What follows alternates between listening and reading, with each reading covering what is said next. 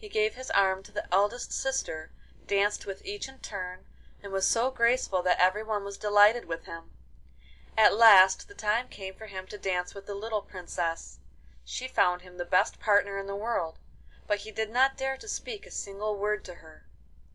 When he was taking her back to her place she said to him in a mocking voice: "Here you are at the summit of your wishes. You are being treated like a prince." "Don't be afraid," replied the Star Gazer gently. "You shall never be a gardener's wife."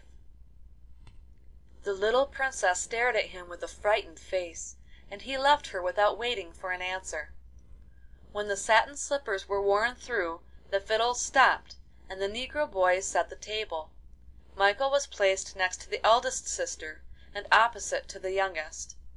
They gave him the most exquisite dishes to eat, and the most delicate wines to drink, and in order to turn his head more completely, compliments and flattery were heaped on him from every side. But he took care not to be intoxicated, either by the wine or the compliments. At last the eldest sister made a sign, and one of the black pages brought in a large golden cup. "The enchanted castle has no more secrets for you," she said to the Star Gazer. "Let us drink to your triumph." He cast a lingering glance at the little Princess, and without hesitation lifted the cup.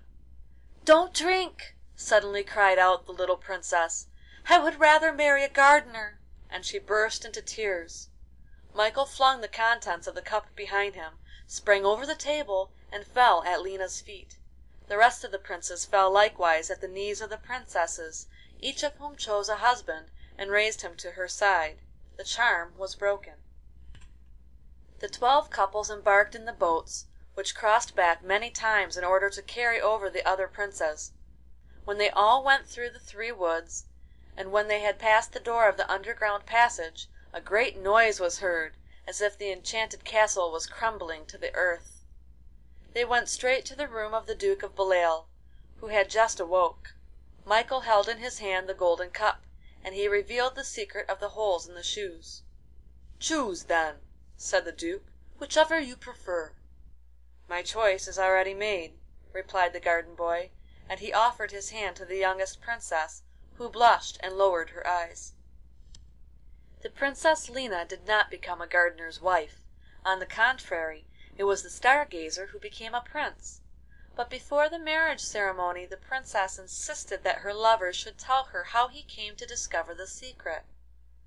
So he showed her the 2 laurels which had helped him, and she, like a prudent girl, thinking they gave him too much advantage over his wife, cut them off at the root and threw them in the fire. And this is why the country girls go about singing: "Nous n'irons plus au bois, les lauriers sont coupés," and dancing in summer by the light of the moon. End of Chapter 1.